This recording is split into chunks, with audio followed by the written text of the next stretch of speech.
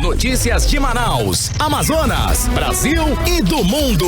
Agora na Mix. Bacana, 6 horas em ponto em Manaus. Boa noite pra você em 100,7. Boa noite pra você que está aí ligado na 100,7 na sintonia certa Mix FM. Começa agora o seu programa 18 horas da Mix. Aqui é o espaço do jornalismo sério, isento e feito especialmente para você ouvinte aí 100,7. Nossa equipe é formada por profissionais de larga experiência e comprometidos aí, né? Uma equipe comprometida com a ética e com a verdade. Carlos Júnior, Karime Leão, Cid Soares, Paulo Castro, enfim, né? Sérgio Bartolo, uma série de figuras aí de jornalistas profissionais fazendo o melhor pra você, fazendo a verdade no ar. Não é isso, Karime? Hoje é quarta, hein, Karime? Exatamente, Carlão. Quarta-feira, um beijo. Boa noite pra você que nos acompanha em 100,7. Estamos juntos até às 7 da noite, tá? Boa noite pra todos. Nosso programa traz notícias reais, ouvindo todos os lados sem sensacionalismo e com um único objetivo: deixar você bem informado com o que é relevante, importante, o que é relevante para você, cidadão. Boa noite a todos, estamos juntos até às 7 da noite com informações mais relevantes e notícias exclusivas. Notícia com credibilidade você confere aqui no 18 horas. O programa de notícias e debates da Mix Manaus. Boa noite, meu Del querido. Bacana. Paulo Castro. Você tá todo pavo, só porque agora ele... Tem brinquedo novo. Bacana, participa da bancada do 18 horas todos os dias aí o diretor, né? O diretor de jornalismo da Rádio Mix, Paulo Castro. Boa noite, Paulo Castro. Boa noite, Carlão. Boa noite, Karime. Boa noite, Cid. Um dos responsáveis, né? Boa noite, boa noite. Estamos com o M. Luciana área. Olá, meu povo. Nós temos uma programação aí de M. Luciana, né? nós temos vários programas. Primeiro, hoje várias é o dia, promoções. Hoje é o Dia Mundial do Emoji. Dia do emoji. Qual é o seu emoji que representa? Meu emoji Qual é o seu aquele da emoji? carinha assim, doidinha, sabe? O meu é aquele com os olhinhos virados. Aquele assim, dos olhinhos virados. Sem paciência. E hoje, Karime, aconteceu uma coisa revolucionária na internet. Mas explica pra gente o que foi que Sumiu aconteceu. os likes de todo mundo no Instagram. Agora tá todo mundo igual o Neymar, Bruna Marquezine, não importa. Você é uma estrela. Você é estrela. Eu estou com os mesmos likes aí da Katy Perry, por exemplo. Eu tô me sentindo Sério? super famoso. Nossa. Aí, que bacana. Agora por quê? Explica, o que aconteceu? Foi pra melhorar a autoestima das pessoas. O Instagram soltou essa nota hoje. A minha porque tinha piorou. muita briga de ego. Eu tenho mais likes que você, agora tá todo mundo igual. A minha piorou. Então, não importa. Então não faz mais sentido patrocínio ou coisa parecida? Como é Não, que vai agora movimentar paga lá isso? Tem que Paga confiar. lá. Tem que confiar agora na blogueira. Confia na tua blogueira e vai. Confia na tua blogueira e vai, lindo! Isso e mesmo. Vem pra promoção você também. Vamos Vem. lá, galera que quer concorrer a ingressos aí para o jogo de futebol, né, do Olha, futebol do Isso, Manaus futebol. contra... Pera aí, Vamos lá. contra Caxias. Nós vamos ter ingresso de cinema Vamos. e vamos ter também ingresso para o jogo Manaus versus Caxias. É né? o duelo do século. Pois é, esse duelo eu quero participar. Duelo do século. Mas eu vou com a galera, né? Eu vou com a galera. Vai, não, vai eu, vamos vai fazer Paulo bonito. Castro, Sérgio Bartolo, vai toda a barca Vamos aqui. Bom, então nós temos três da ingresso Mix. pro cinema, é isso? E para o jogo, é isso que nós temos Um par de hoje. ingressos Bacana. para quem participar com a gente, Meio para confuso. quem Não, interagir. temos que explicar Mas pra vamos galera. explicar. Vamos Explica Muita direito. calma nessa hora. para o Exatamente. aplicativo Humano. Quem Vai quiser lá. concorrer aos ingressos pro futebol tem que entrar no canal da Mix, no aplicativo Humano, e clicar na barra azul, que fica logo abaixo do vídeo. Olha aí. Você preenche o seu cadastro. Na sexta-feira iremos dar o resultado de 4 pessoas. 4 pessoas vão ganhar. Aqui, Tá bom? ó, no azulzinho. Isso, Cadê isso alguma mesmo. A barra câmera? azul legal. no canal da Mix. Dá pra ver, gente? Tá aqui, Isso. ó, no canal da Mix tem essa barrinha aqui. Logo depois do que você tá assistindo a gente, olha só. Tem essa barrinha aqui, ó. Esse azulzinho. Então é nesse azul aqui que você tem que clicar, ok? Olha que bacana, Karime, Tá? didática. Você clica aqui, faz o seu cadastro. Olha aí. e Isso é pro concorre. futebol. Pro futebol. cinema, continua da mesma maneira. No final Só do programa lembrando eu que volto e dou o resultado. Só lembrando que nós teremos sorteio também no Facebook e também no Instagram. Bacana. Mesmo. Aquele que não conta mais. Tá cheio de ingresso aí, gente. É só Boa. caçar. No final do programa eu volto. Valeu, M. Luciano, 18 horas e 4 minutinhos em Manaus. E hoje você vai saber mais sobre o contrato do governo do Amazonas sem licitação com uma empresa baiana que eleva em R$700 o custo por preso no sistema prisional de Manaus. Saberá detalhes de como os deputados estão gastando a verba de gabinete, o famoso cotão. E a expectativa da classe empresarial com relação à primeira reunião do ano do Conselho de Administração da Suframa, que terá as presenças aí dos ministros da Economia, ou melhor, do ministro da Economia Paulo Guedes e do presidente Jair Bolsonaro.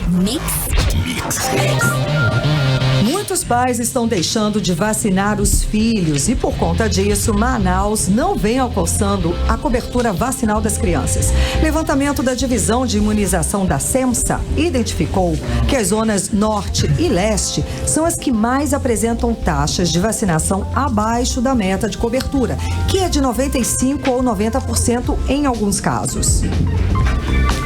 Dentre as vacinas com menores taxas de cobertura, destacam-se a pentavalente com apenas 82,30%, rotavírus com 84,63%, pneumococócica com 91,83%, meningocócica com 92,71%, febre amarela com 73,67%, tríplice viral com taxa de cobertura de apenas 89,39%. Todas essenciais para crianças com idade até 12 meses. Bom, a única vacina para crianças que atingiu a meta de vacinação foi a BCG, com 97,01%. A chefe de divisão de imunização da Secretaria Municipal de Saúde, a Isabel Hernandes, fala sobre a estratégia para aumentar ainda mais esses índices. Baixa na cobertura vacinal está se dando porque os pais estão deixando de levar as crianças menores de 1 ano para ser vacinada. A gente deixa um alerta que todas as vacinas preconizadas no calendário vacinal da criança menor de 1 ano devem ser aplicadas no primeiro ano de vida desta criança. Se não tiver procura pela parte dos pais, não vai adiantar nenhum esforço da equipe para a melhoria dessa cobertura e captação das crianças. Vacinar as crianças é uma obrigação dos pais. Não se admite, gente, em pleno século XXI, sem dúvida, que ainda tenha gente que ignore a importância da vacina. Não importa credo, sei lá, classe social. Isso é uma questão, é uma questão até de ignorância, ou de falta de conhecimento. A vacinação infantil é crucial para termos um mundo mais saudável, livre de surtos e epidemias. É proteger você e os outros, né? Porque você não se contamina, e se contaminar, contamina todo mundo. Exatamente. Né? Então tem que erradicar o processo. Pois é, meninos, olha, foi graças às vacinas que nós derrotamos a difteria, a rubéola congênita, o tétano neonatal e praticamente extinguimos a poliomielite. No período de 68 a 1989, o Brasil registrou 26 mil casos de pólio e com as campanhas de vacinação há 30 anos, não é registrado casos dessa doença aqui no Brasil. Os casos notificados foram de crianças venezuelanas que atravessaram a fronteira fugindo do regime de Nicolás Maduro. Pois é, Cid, mas está crescendo o movimento de segmentos contra a vacinação nos Estados Unidos, Europa e até aqui no Brasil. São grupos que pregam justificativas religiosas, filosóficas e até pseudos médicas. No caso de Manaus, é falta de responsabilidade dos pais mesmo, né? Complicado. Entrevista do dia. Muito bem, a Amazônia voltou ao centro das discussões internacionais. E agora países da União Europeia ameaçam acabar com os repasses para o Fundo Amazônia, criado em 2008, para arrecadar recursos de países desenvolvidos para prevenir, monitorar e combater o desmatamento.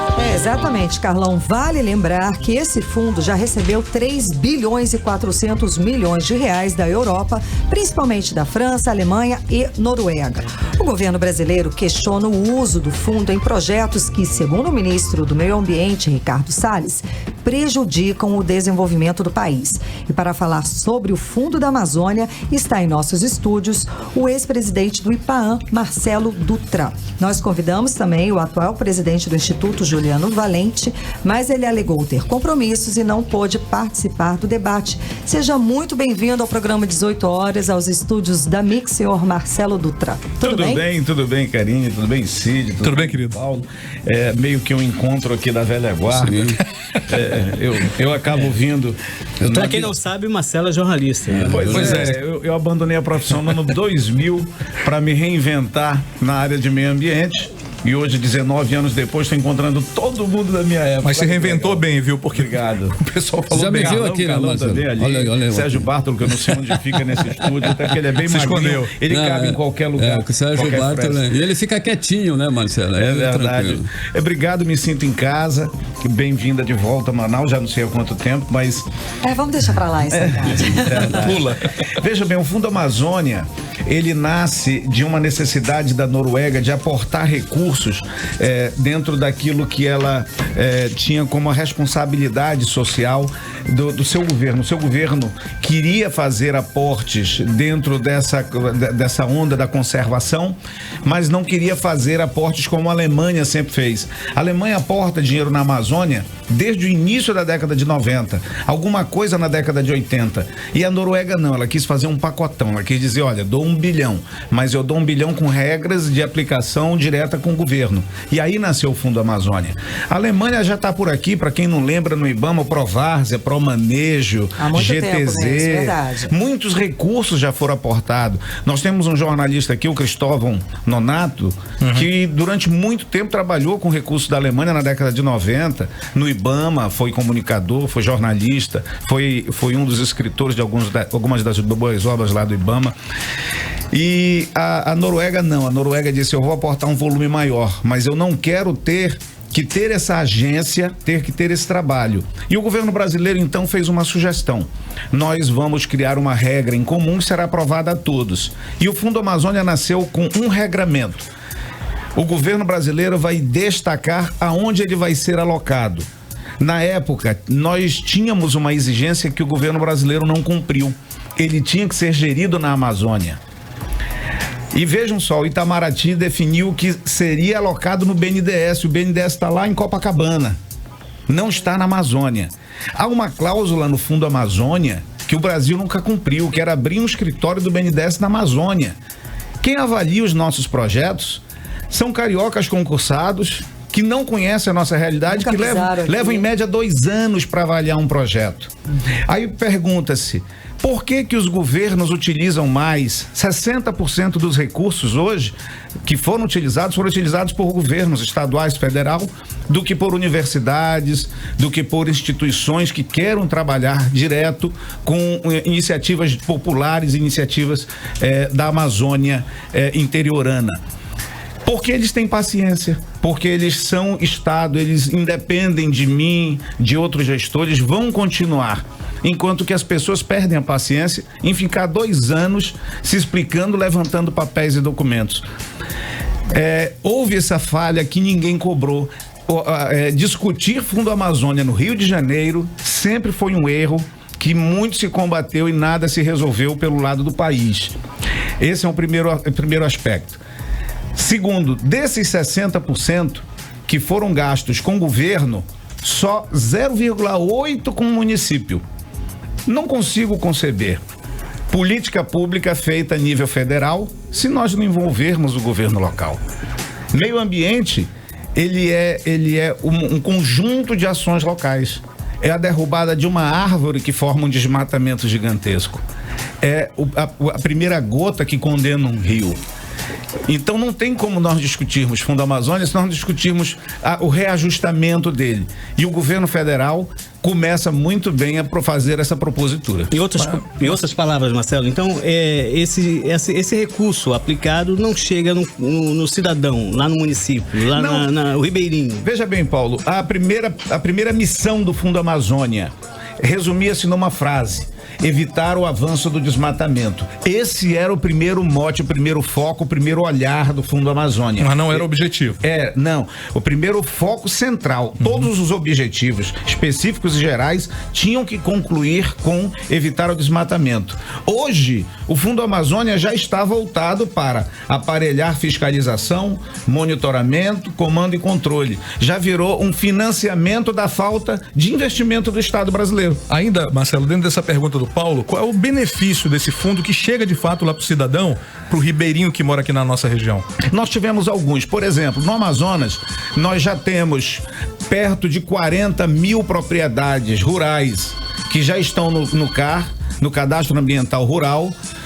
Aproximadamente 10% disso, o IPAAN já tem condições de homologar, financiadas pelo fundo. E nós deixamos mais 29 milhões que foram assinados em novembro do ano passado, reassinados de novo em fevereiro desse ano pelo novo governo, como se não tivesse sido feito, que também são do Fundo Amazônia, para fazer o resto do CAR, mais 40 mil imóveis rurais do CAR. Tem mais. O próprio Bolsa Floresta, que a Fundação Amazônia Sustentável paga, tem parte do Fundo Amazônia. Nós temos sistemas agroflorestais implementados em alguns locais, algumas comunidades, que têm recurso do Fundo Amazônia. Quando você consegue pequenos projetos isolados, a UEA estuda muito isso. Onde nós conseguimos fazer com que aquela pessoa desempregada lá no Apuí, que está à disposição do desmatamento, entre num projeto de estudo de um sistema agroflorestal, essa pessoa sai da linha de disposição do desmatamento. Esse é serviço ambiental que o Fundo Amazônia afere. Tem uma pergunta pelo aplicativo Mano, a Marina está perguntando como é que funciona esse Fundo Amazônia. Pois é, o Fundo Amazônia, ele tinha um comitê orientador que foi extinto pelo presidente Bolsonaro em abril, naquela extinção geral de comissões e conselhos. Era um fundo enxuto, tínhamos ali 14 pessoas, incluindo todos os estados, mais parte do governo, e os doadores não tinham assento. Esse fundo, esse comitê, esse comitê orientador, ele destinava de que forma o fundo seria destinado nesse ano. Esse dinheiro que vinha de fora. Esse dinheiro ele é doado, fica no BNDES. Ok. E o comitê diz o seguinte: nós vamos deixar 100 milhões para projetos de pesquisa, vamos deixar 50 milhões para investimentos em iniciativas comunitárias, tanto para agronegócios de pequena escala em cooperativas, através do BNDES. E outra coisa, é sempre com o retorno social. Não precisa devolver em dinheiro, devolve em resultado. É o antigo fundo perdido. E aí seria com o objetivo maior de preservar. De evitar o desmatamento, dar uma alternativa. Eu desenvolvo economicamente a tua atividade, a tua família, eu te dou qualidade de vida sem que você precise ter a ilusão de que precisa tirar a floresta para isso. Veja, eu sou a favor do desenvolvimento sustentável, desde que haja o desenvolvimento. Não há sustentabilidade sem desenvolvimento. Nada degrada mais que a pobreza. E o desmatamento, que aumentou 60% em junho, por que isso está acontecendo? O governo baixou a guarda? Não, porque tem uma coisa que nada vai fazer cessar, é a necessidade humana de buscar o crescimento, de buscar a economia. Enquanto nós não tivermos um planejamento estratégico real para o estado do Amazonas, que inclua uma visão macro, que inclua uma decisão sobre as nossas terras, sobre as áreas não destinadas, sobre a situação fundiária, sobre os campos naturais, a pecuária, as áreas já arrecadadas e não arrecadadas do estado. 63 milhões de hectares do estado do Amazonas são áreas não destinadas, áreas que não são unidades de conservação, não são terras privadas e não estão sendo usadas por ninguém. Essas áreas estão à disposição do crescimento de um desmatamento e ninguém consegue dizer o que fazer com elas. Nós precisamos, por exemplo, continuar fazendo a regularização ambiental daqueles que querem fazer certo, mas não conseguem se adequar à legislação brasileira. Esses fazem o barramento do desmatamento. É onde o Pará conseguiu investir 73 milhões do Fundo Amazônia através do Cidade Verde, um projeto belíssimo. O Mato Grosso, no Terra Limpo, é como se ele estivesse passando a Terra Limpo, fez um projeto onde ele gastou ali mais 40 milhões do Fundo Amazônia e ele conseguiu dar regularidade ambiental a áreas que eram extremamente devastadas, porque quem já está no escuro vai continuar no escuro. Quem está na ilegalidade vai continuar na ilegalidade. Você traz essas pessoas para o lado bom da força, você tira do lado negro da força, essas pessoas eles vão ter uma licença ambiental e vão dizer não. Aqui eu não aceito mais a ilegalidade, o desmatamento. Eles próprios vão defender. Claro, nós temos que acabar com a ilegalidade, temos que tirar o péssimo madeireiro do circuito, esse tem que ser preso, tem que sair, temos que tirar o mau explorador de plano de manejo florestal sustentável, tem que ser preso, tem que sair, mas nós temos que fazer com que a atividade seja clara, seja incentivada e não breque. Marcelo, o que falta do Amazonas é abocanhar uma maior parte desse recurso do Fundo Amazônia? Falta, primeiro, continuidade numa política de Estado e não de governo. Nós temos que acabar com essa coisa de que o governo mudou, não encontramos nada, estava tudo parado, tudo acabado. Segundo, nós precisamos de união para falar de bionegócios.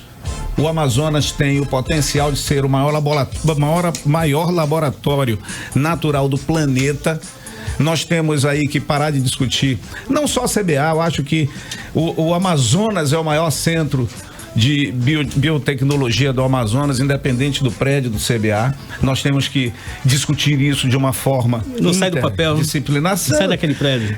Temos que transformar o Estado inteiro nisso, criar uma política pública real, estadualizada. Nós temos que trazer para cá um debate coerente sobre essa reforma tributária que vai nos atingir de cheio, de como nós vamos avançar sobre esse segmento, setor florestal, turismo, bionegócio, com uma bioeconomia mais sólida, regularização ambiental das atividades do agronegócio que já estão aí, vieram para ficar, e dar os limitantes para eles, para que eles tenham a segurança de que vão trabalhar direito. Muito bem. O IPAAM foi alvo recente da Polícia Federal. A corrupção facilita muito a ação dos madeireiros que desmatam ilegalmente, né? O que poderia ser feito? Veja bem, nós assistimos há 2 dias o Papa expulsando mais um padre, onde na igreja a corrupção também prevalece. Eu defendo o IPAAM, o órgão que eu presidi, onde eu conheci muita gente boa, muita gente direita. Vi na imprensa operações dentro daquele instituto, fazendo a comprovação por gravações telefônicas de 2 ou 3 casos muito feios, muito ruins, de envergonhar. Mas vi que o órgão foi escutado durante anos e mais de 200 servidores que lá trabalham não foram flagranteados em atividades ruins. Para mim, isso é o sinônimo de honestidade. Para mim, um certificado de que o IPAAM é um órgão que merece o respeito da sociedade, e aquelas pessoas que estão lá merecem também nossos respeitos, nossos aplausos. O Fundo Amazônia será extinto ou não? Eu acho difícil num país que hoje está numa crise gigantesca, tentando todas as reformas estruturantes para mudar as suas instituições, abrir mão de dinheiro a fundo perdido doado para uma discussão ideológica. Acho muito difícil o Fundo Amazônia ser esquecido e nós simplesmente dizermos não a quem quer nos estender a mão. Bom, eu queria te fazer uma pergunta, mas iria ser uma resposta um pouco mais longa, a gente vai deixar para outra vez, falar um pouco da BR-319, que eu sei que também é uma coisa que você sabe falar muito bem, e é evidente que a gente vai ter tempo para falar sobre isso ainda. Eu queria deixar aqui para você também um abraço da Nafice Valois, que mandou um abração para você. Opa, grande Nafice. Obrigado. Muito obrigada, então, você pela entrevista. Conversamos com o ex-presidente do Instituto de Proteção Ambiental do Amazonas, o IPAAM, Marcelo Dutra. Suas considerações finais. Obrigado, é sempre um prazer falar do estado do Amazonas, falar de meio ambiente. A gente tenta falar rápido para falar o máximo possível. Temos muitos temas bons para discutir nesse assunto, até porque, independente de onde nascemos, nós hoje somos todos Amazônia, somos todos Amazonas, e não só para discutir floresta e meio ambiente, porque a indústria do Amazonas está sendo cruelmente atacada, severamente atacada, notadamente em 2019. Nós precisamos hoje falar de floresta com o mesmo denodo que falamos de respeito às nossas vantagens comparativas constitucionais profissionais da Zona Franca de Manaus, com a mesma vontade que nós falamos em respeito por esse projeto Zona Franca que mantém essa floresta em pé e por esses 4 milhões de habitantes que não podem pagar o preço de um estado de IDH baixo em troca dessa floresta em pé, dessa floresta que serve de discurso, mas não serve de desenvolvimento regional. Obrigado. Muito obrigado, uma ótima noite para você. Valeu. Karine, agora 6 horas e 24 minutinhos em Manaus. Conversamos com Marcelo Dutra, daqui a pouquinho. Exato, pessoal do Mano super elogiando a entrevista, falando mesmo de desenvolvimento sustentável, porque é bonito, né? Você de longe de um país, você já acabou com as suas florestas, dizimou os seus índios, aí fica apontando pra gente, ditando regras de como se conviver, como preservar, não é? Isso é bonito de ver, né? De longe, assim. De longe, então, né? O pessoal aqui do Mano tá dizendo realmente temos que preservar sim, mas é um desenvolvimento sustentável. Marcelo. Obrigado. Karine, 6h25, vamos dar sequência, não é isso? Você está ouvindo 18 horas. Vamos. Vai lá. Na Assembleia Legislativa do Amazonas, cada deputado recebe mais de R$25 mil por mês do cotão. O repórter Azaf Augusto explica como os parlamentares estão usando essa verba. Você já imaginou ganhar o seu salário e não precisar gastar em combustível, viagem, crédito de celular? Isso não é comum para a maioria dos trabalhadores, mas a classe política tem esse benefício no Brasil. Neste ano, os 24 deputados da Assembleia Legislativa do Amazonas receberam mais de R$3.200.000 da cota para o exercício da atividade parlamentar, CEAP, que também é chamada de cotão. As informações estão disponíveis no portal da Assembleia Legislativa e elas apontam que esse valor foi recebido pelos deputados de janeiro, mês em que eles estavam de férias, até maio. Os deputados usam a verba do cotão, que é mais de R$25 mil por mês, para alugar carros, comprar combustível, manter linhas telefônicas, gastar com publicidade, pagar advogados e comprar passagens para viagens de barco e avião, sem precisar tirar do salário mensal bruto de deputado, que atualmente é de R$25.322. Até o final do mandato, os 24 deputados vão receber R$28.800.000 de cotão. Volto com vocês. E o governo federal tem medidas de estímulo para a economia prontas para anunciar nos próximos 10 dias. Na quinta-feira vai divulgar as regras de liberação de recursos do PIS/PASEP e de contas do FGTS. Guedes disse que a expectativa é liberar R$42 bilhões do FGTS a serem sacados no mês de aniversário dos correntistas. No caso do PIS/PASEP, ele prevê a liberação de R$2 bilhões.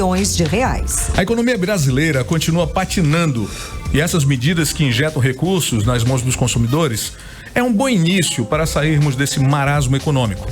Com a aprovação definitiva da reforma da Previdência, esperamos que o Brasil volte a crescer, os empregos perdidos sejam retomados, porque do jeito que está, todo mundo perde. Mix. Bom, Karine, agora 6 horas e 27 minutinhos. Tem novidades aí sobre sacolas plásticas, é isso? Exatamente. Um projeto de lei quer proibir a distribuição de sacolas plásticas em supermercados aqui em Manaus. Quem descumprir pode até ser multado. Vamos aos detalhes. Cerca de 1,5 bilhão de sacolas plásticas são consumidas por dia. E depois de usadas sempre uma única vez, as sacolas costumam ser descartadas de maneira incorreta e levam cerca de 450 anos para se decompor. E não é à toa que elas ganharam o status de vilãs do meio ambiente. E aqui em Manaus, a vereadora Mirti Salles propôs um projeto de lei que proíbe a distribuição gratuita de sacolas plásticas descartáveis para a substituição por sacolas biodegradáveis. Segundo a parlamentar, o projeto de lei já é realidade em outras cidades do país. Então nós não podemos mais admitir que nós continuemos gerando tanto lixo plástico quanto se gera hoje. Esse projeto ele já é uma realidade em São Paulo. Recentemente ele foi aprovado no Rio de Janeiro. Ele não tira as sacolas de circulação dos supermercados. É uma substituição por sacolas plásticas, limitando a 2 sacolas plásticas por cliente, 2 sacolas grandes. Elas suportam até 10 quilos de peso, né, de compras, dá para levar bastante compras para casa. E a partir dessas 2 sacolas, o consumidor ele terá então que comprar sacolas plásticas. Com essa medida, nós esperamos que o consumidor, ao invés de comprar novas sacolas plásticas grandes, ele use, por exemplo, caixas, e ele tenha também a consciência de gerar menos lixo. Quando o projeto de lei for aprovado, a fiscalização dessa lei caberá à Secretaria de Meio Ambiente e Sustentabilidade, a SEMAS, estipular a quem descumprir a lei penalidades, primeiro ao estabelecimento notificado, multa de R$1.000 e, em caso de reincidência, a quantia de R$2.000. E pode levar até a interdição do estabelecimento e a cassação do alvará e localização de funcionamento das atividades. A fiscalização dessa lei, ela caberá, né, à Secretaria Municipal de Meio Ambiente, já que trata-se de matéria ambiental. Então a Secretaria de Meio Ambiente, o PROCON, ele também fiscaliza o cumprimento dessa lei, a exemplo do que acontece em outros estados brasileiros. Mas nós precisamos aí da compreensão da população para que nós joguemos menos sacolas plásticas nos rios, igarapés e nas ruas, que nós geremos menos lixos plásticos. Os valores arrecadados com a aplicação das multas serão destinados para a execução de programas ambientais. Eu volto aos estúdios com vocês. Essa aí foi a reportagem da Nathalie Moraes sobre as sacolas plásticas, e o pessoal aqui do Mano tá super concordando, né? Achando certo o Batista. Batista tá dizendo que tem a bolsa para fazer compras, tá? Que já é aquela bolsa... Isso é um costume. Ali de Brasília para baixo é costume as pessoas comprarem, já ter sua sacola. Sim. É natural. Eu acho que essas regras chegam muito tarde aqui em Manaus, sabe? Ao Amazonas. Né? Talvez, né? Tá todo mundo aqui falando que usa Vai dar certo. Vai dar certo. Vai dar certo. O que vale é a conscientização das pessoas, independente de lei. Claro. Temos música, né, Carlão? Não, antes, olha só, o governador Wilson Lima lançou nesta quarta-feira o Plano Safra 2019-2020, que vai destinar cerca de 350 milhões de reais para atender produtores rurais, incluindo agricultores familiares, pescadores, extrativistas e indígenas do Amazonas. Os recursos contemplam ações de estímulo à atividade agropecuária, oferta de assistência técnica e crédito e também apoio à comercialização. O evento, que foi realizado na manhã de hoje no Centro de Convenções do Amazonas, foi lá no Vasco Vasquez. Bom, e a Justiça Federal condenou 8 pessoas, sendo 2 empresários e 6 servidores e ex-servidores da Fundação Nacional do Índio, a FUNAI, em ação de improbidade administrativa. Eles foram condenados por praticar irregularidades no processo licitatório, para o transporte de pessoas firmado entre a empresa ACM Transporte e Turismo Limitada e a FUNAI. A sentença determina o ressarcimento do dano causado à FUNAI no valor de uma multa aí de R$72 mil, rateada entre os condenados. E a Superintendência Geral do Conselho Administrativo de Defesa Econômica, CAD, instaurou nesta terça-feira processo administrativo para investigar suposto cartel em licitação no mercado de obras de construção civil, modernização e ou reforma de instalações esportivas destinadas à Copa do Mundo do Brasil de 2014, incluindo aí a Arena da Amazônia. A investigação teve início a partir de celebração de acordo de leniência com Andrade Gutierrez e executivos e ex-executivos da empresa. Na ocasião, a empresa apresentou informações e documentos com indícios de conluio entre concorrentes de licitações destinadas às obras de estádios de futebol para a realização do Mundial em 2014 no Brasil. Mix 6h33. Agora sim, Cid Soares. Agora temos música? Agora vamos com playlist do 18 horas. Vamos curtir aqui em 100,7 Mix FM mais uma música aí no playlist 18 horas.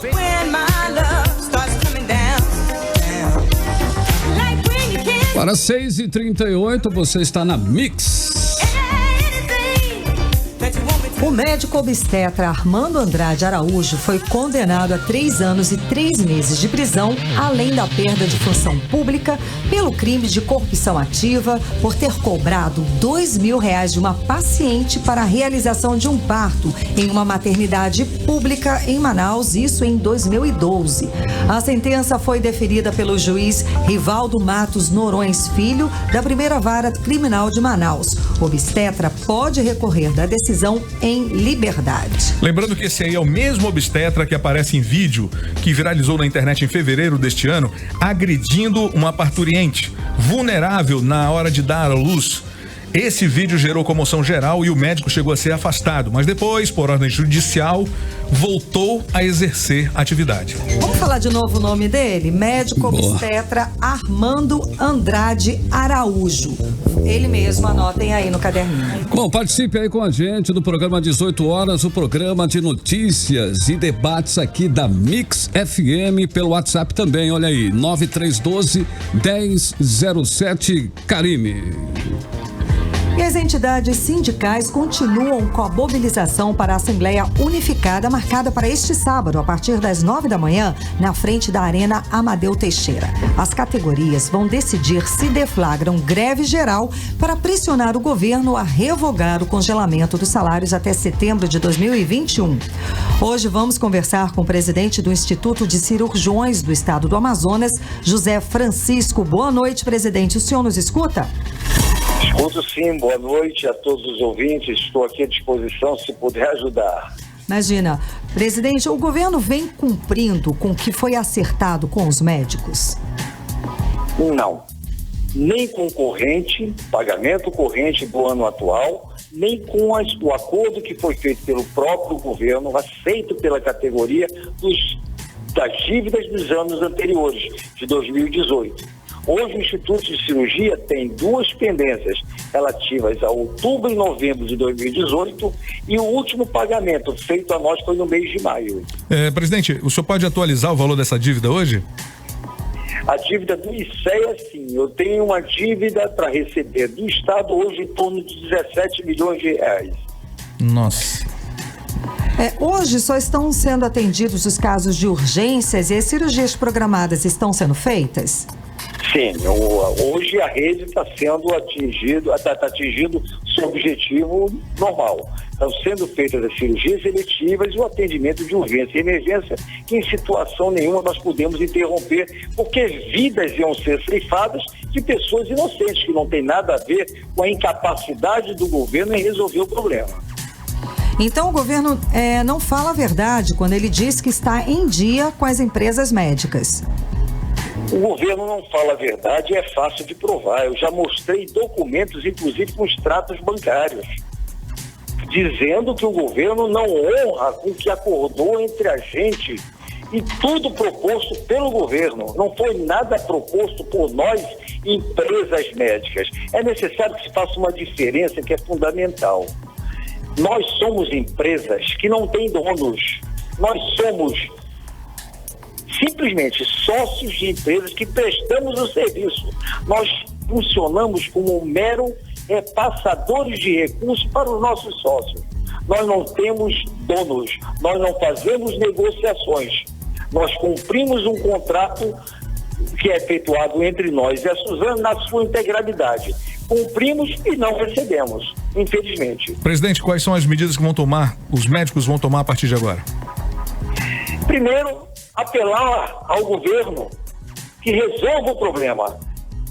Estão acontecendo e vão aumentar mortes dentro de hospitais, não pelo médico. O médico é simplesmente um item numa pirâmide de saúde. Existe o médico, existe o enfermeiro, existe o técnico de enfermagem, os auxiliares, os maqueiros. O hospital só funciona desse jeito. Nós estamos há 4 meses sem receber, 2 meses do ano passado e 2 do atual corrente. Os maqueiros estão sem receber há 3 meses, as enfermeiras estão sendo colocadas para fora, agora, como é o caso do IET, da Copernuri, altamente capacitadas, sendo substituídas por pessoas que não têm nenhuma formação, e uma empresa que ganhou uma licitação sem a quantidade e o número efetivo para substituir quem está saindo. A população tem que saber do risco e da desassistência que estão ocorrendo dentro das unidades de saúde do Estado. Essa é a nossa preocupação. Enquanto médico, eu tenho 40 anos de formado, 63 anos de idade, fui diretor do 28 de agosto durante 8 anos. Nunca nós chegamos a este problema atual. Sabemos e reconhecemos que não foi o atual governo somente o responsável. Isso vem já há 8, 10 anos atrás. Mas alguém tem que tomar uma posição. E o governo atual é que tem que resolver. A dívida é do Estado, não é do governo do Amazonino, do governo do Davi, do governo do Wilson. A dívida é do Estado. Presidente, então o caos está instalado. Com certeza. Eu acho que nós estamos numa situação que não existe uma saída. Nós estamos indo, justamente na quarta-feira, eu tenho uma agenda com o ministro da Saúde, com o Mandetta, para falar exatamente o caos que se encontra na saúde e pedir socorro. Socorro para nós profissionais, que somos trabalhadores assalariados como todos, com colegas com dificuldade para pagar suas dívidas com os colégios dos seus filhos, mantendo supermercados desabastecidos dentro de casa, sem condições de pagar dívidas contraídas em cartão de crédito, porque estão há 4 meses com os seus salários sem receber. Quantas pessoas estão nas filas pré-cirurgias? O senhor consegue dar uma estimativa? Eu posso lhe dar uma estimativa preocupante, isso porque eu estou todo dia na plantão, à frente das coisas. Eu tenho uma fila hoje só de pacientes ostomizados. Ostomizados são aqueles pacientes que são submetidos à cirurgia, que ficam com a colostomia, o intestino aqui fora da barriga. Eu tenho uma fila maior, superior a 1.000 pacientes, só de ostomizados, aguardando cirurgias. Eu tenho uma fila de vesículas e hérnias superior a 400 doentes. Isso são dados reais, dados e passados pelos governos do Estado. E de cirurgia cardíacas, o senhor tem uma ideia? Eu tenho ideia de 16 crianças que estão hoje lá no Francisca Mendes que precisam fazer uma catéter e não existe um catéter disponível para fazer isso. Se você me perguntar quantos tempo essas crianças vão conseguir resistir na espera pelo cateter, eu não sei de precisar. Isso é urgente. Essa foi a chamada fila da morte, que infelizmente essas crianças e essas famílias estão passando por essa situação, não é, presidente? Exatamente. E eu tenho isso declarado pelo Dr. Jorge, que é o dos cirurgiões cardíacos, lá do Francisca Mendes, né? E com a preocupação do Dr. Ronaldo da Cardiobeg e de pessoas que estão diretamente ligadas. No entanto, o governo insiste em dizer que não existe nada disso. Presidente, o risco de morte então é real? O risco de morte é real. O risco de morte é real. E é isso que nós temos que passar para a população. Porque nós não podemos ser responsabilizados, que você vai chegar no hospital, você vai ter um médico, você vai morrer apesar do médico. Porque se nós não tivermos insumos, não tivermos medicação, não tivermos condições de atender você, qualquer um, inclusive o governador, se chega lá, vai morrer apesar do médico. Essa é a realidade que nós temos hoje. Bom, presidente, nós aqui não temos o menor prazer em noticiar esse tipo de fato, mas nos comprometemos com a credibilidade de mandar tudo aquilo que nós temos conhecimento para que a população realmente fique bem informada. Eu agradeço, vai nos ajudar muito. Nós não fazemos vídeos até por preservar a imagem dos pacientes, mas tem vídeos aí virilizados já dentro das redes sociais, as condições de saúde, com goteiras dentro da sala, caindo em cima do doente dentro do pronto-socorro 28, do pronto-socorro João Lúcio, tem goteiras com salas de cirurgias interditadas por falta de ar-condicionados, uma série de coisas que nós já denunciamos e infelizmente a Suzane insiste em dizer que não existe nada disso. Mas é fácil, é fato, é só ir lá e presenciar. Presidente, muito obrigada pela entrevista, obrigada pelas suas considerações. Conversamos com o presidente Francisco José, do Instituto de Cirurgiões do Estado do Amazonas, José Francisco. Estamos aqui abertos a auxiliar e a sempre, claro, noticiar a situação de saúde que está no nosso estado, que é uma situação caótica, não é, presidente? Verdade. Eu, inclusive, quero agradecer a oportunidade e também não é a notícia que todos nós gostaríamos de dar. Nós estamos angustiados enquanto médicos, enquanto profissionais, e quero aproveitar a oportunidade para dizer que amanhã às 16 horas nós estaremos fazendo uma coletiva de imprensa que não pôde ser feita hoje no auditório do Conselho Regional de Medicina. Tá certo? Muito obrigado pelo espaço e que a população tenha consciência que nós estamos aqui mantendo um serviço de saúde caótico, mas tentando fazer o máximo para, pelo menos, minimizar o sofrimento dos seres humanos. Presidente, nossa equipe estará lá acompanhando a coletiva também, ok? Muito obrigado. Muito obrigada. Boa noite, presidente. Boa noite, muito obrigado. Bom, essa é a situação.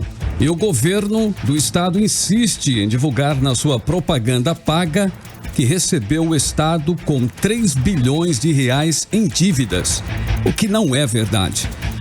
E sabendo que esse fato é inverdade, o governo não envia essa propaganda para a Rádio Mix, porque sabe que aqui nosso compromisso é com a verdade, nua e crua.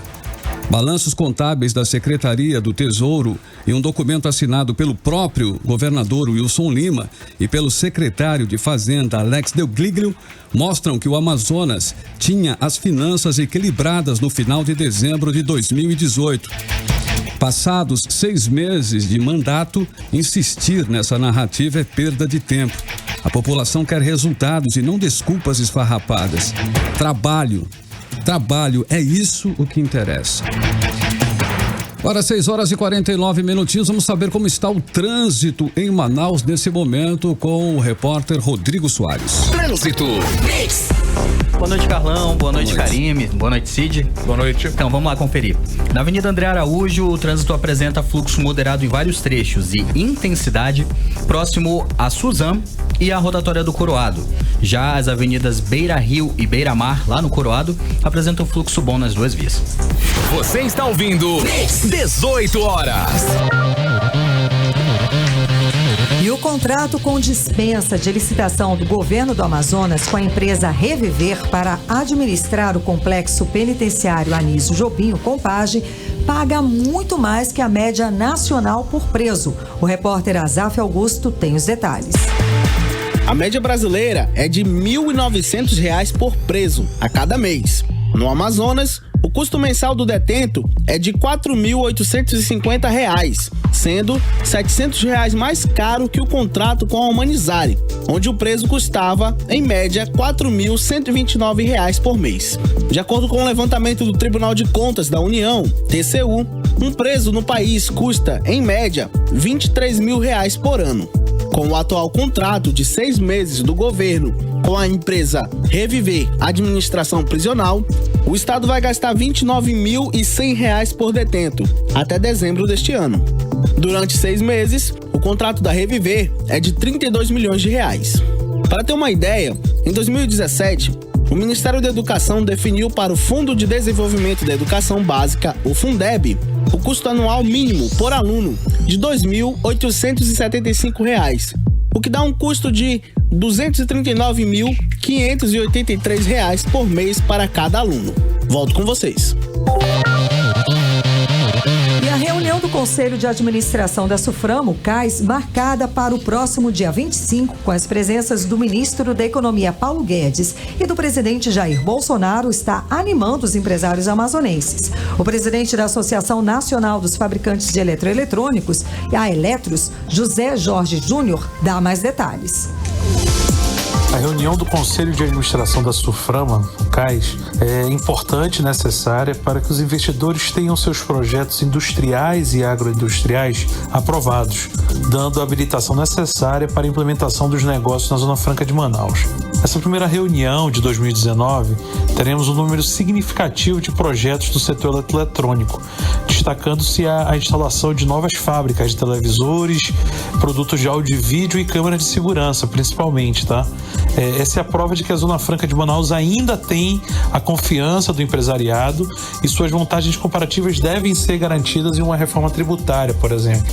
Esse é um momento importante para a economia do Amazonas, para a economia da região, e é muito bem-vinda em um momento em que se discute reforma tributária, abertura comercial, e é extremamente necessária a retomada do crescimento econômico com a geração de emprego. José Jorge Júnior falou também sobre a expectativa do empresariado com a vinda do presidente da República. A vinda do presidente Bolsonaro ao Amazonas para participar da reunião do Conselho de Administração da SUFRAMA é um fato importante que, ao menos, mostra prestígio ao modelo Zona Franca de Manaus. Esperamos que o presidente solidifique a sua intenção de manter as vantagens comparativas da Zona Franca de Manaus, mesmo que o governo esteja pensando na diversificação da matriz econômica. O que vier tem que ser complementar ao que temos e não pode ser substitutiva. A Zona Franca não pode ser substituída de uma hora para outra por projetos que necessitam de muito prazo, de muito investimento para solidificar.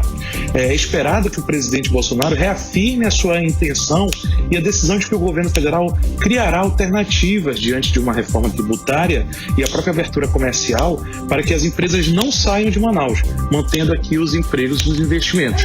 É isso que a gente aposta e estamos esperando com muita alegria o presidente Bolsonaro em Manaus. Muito bem, agora 6 horas e 54 minutinhos. Vamos curtir aqui no programa 18 horas na Mix FM mais um playlist 18 horas para você aqui em 100,7. Você está ouvindo 18 horas. A Taylor Swift lançou no dia 17 de junho o clipe You Need to Calm Down. No clipe que você acabou de conferir aí no Super App Mano. Fez uma crítica a assuntos como homofobia e trouxe uma lista de famosos, incluindo Katy Perry, pondo fim à rixa que as duas cantoras tinham. Obrigado. Isso aí, os fãs que falavam mais, né? De repente elas nem tinham duas essa lindinhas. rixa. Pois é, mudando completamente o foco de que sempre são as músicas de Taylor, né? I Need You to Calm Down. A cantora focou em uma letra diferente, tá? Dessa vez Swift resolveu falar sobre homofobia, machismo, haters e a rivalidade entre as pessoas que tentam o tempo todo criar essas rivalidades aí entre as divas. O pessoal do odinho, né? Os haters e a rivalidade entre divas do pop, né? Certo. Sim. E hoje temos coluna de cinema. Vamos agora com Caio Pimenta, que fala sobre as novidades do cinema. Hakuna Matata. Essa é a palavra de ordem nos cinemas de Manaus neste fim de semana, com a estreia da nova versão de O Rei Leão. São mais de 100 sessões diárias a partir desta quinta-feira. A história é a mesma da animação de 1994, acompanhando a vida de Simba, do nascimento passando por um enorme trauma até a redenção. Quando você for assistir, fica atento à personagem Nala. Na versão legendada, ela é interpretada pela Beyoncé. Na dublada, pela cantora brasileira Isa. O drama francês Maia também estreia neste fim de semana. A produção mostra um repórter de guerra voltando à Índia para se recuperar após ter sido sequestrado por terroristas na Síria. O drama francês Maia também estreia neste fim de semana. A produção mostra um repórter de guerra voltando à Índia para se recuperar após ter sido sequestrado por terroristas na Síria. Por fim, uma dica de cinema amazonense. Já está disponível no YouTube o curta A Última Balada de El Manches, produção local selecionada para o Animamundi, maior festival de animação da América Latina. O filme, dirigido pelo Leonardo Mancini, mostra um mariachi que vendeu a própria alma para alcançar fama e talento. É isso. Semana que vem tem mais cinema aqui na Mix. Até lá. Tchau. Tchau. Bom, e começou ontem a venda dos ingressos para o jogo Manaus e Caxias, que acontece sábado, às 3h na Arena da Amazônia, na disputa pela vaga de acesso para a Série C do Campeonato Brasileiro.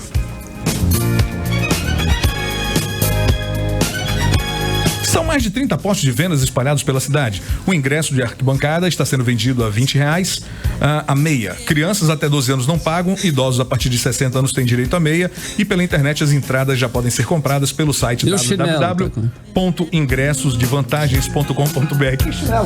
Chinelo. Não sei, você falou de meia aí, eu me lembro. Meia, né? Agora 7h01. Vamos lá, o resultado, hein, Luciano? Quem vai ao cinema? Vamos lá, quem vai pro cinema já conferiu o Rei Leão aí, ó. A partir de amanhã é o Carlos Antônio Silva e a Helena Roberta G. Nunes. Eu vou estar na pré-estreia hoje. Que chique, vou estar na pré-estreia, meia-noite, 10 minutos, estarei lá. Vamos. Bora todo mundo. Bora todo mundo. Hakuna Matata. Hakuna Matata. Partiu cinema. Dá pra ir mesmo? Cinema. Dá. Ah, então bora, partiu. 7 todo mundo. Fechou. Editorial 18 horas. Muito bem, recentemente a ministra Carmen Lúcia, então presidente do Supremo Tribunal Federal, criticou o elevado custo do preso no Brasil, fazendo a seguinte declaração, abre aspas, um preso no Brasil custa R$ 2.400 por mês e um estudante do ensino médio custa R$ 2.200 por ano. Alguma coisa está errada na nossa pátria amada, fecha aspas. Palavras da ministra Carmen Lúcia. Na época, a ministra certamente não tinha os números do Amazonas, onde um preso custa por mês R$ 4.129, quase o dobro da média nacional. E agora o governo do Amazonas acaba de contratar a empresa Reviver por R$ 3.400.000 a mais que pagava para a empresa anterior, a Humanizare. Com isso, o custo preso, que já era o mais caro do Brasil, subiu R$ 700. E agora o estado do Amazonas paga, em média, R$ 4.800 para manter cada presidiário por mês. Como disse a ministra Carmen Lúcia, alguma coisa está errada na pátria amada. O que se exige dos órgãos de controle é uma fiscalização rigorosa desse e de outros contratos do sistema prisional. O sistema prisional precisa ser reinventado. Um preso não pode custar por mês o dobro do que um aluno custa por ano. É hora de a sociedade reagir, exigir mudanças e um custo equilibrado, justo para um sistema prisional mais moderno e mais humano. É claro, sob o controle do Estado e não das facções. Muito bem, 7 horas e 3 minutinhos em Manaus. Valeu, Cid, valeu, Paulo Castro, M. Lucian e Karime Leão. Tudo bem? É tu, cara. Oi, beijo, boa noite. Até amanhã, gente. Até amanhã. Continue aí na Mix tudo na sequência. 18horas.com.br, o site de notícias da Mix Manaus. Mix.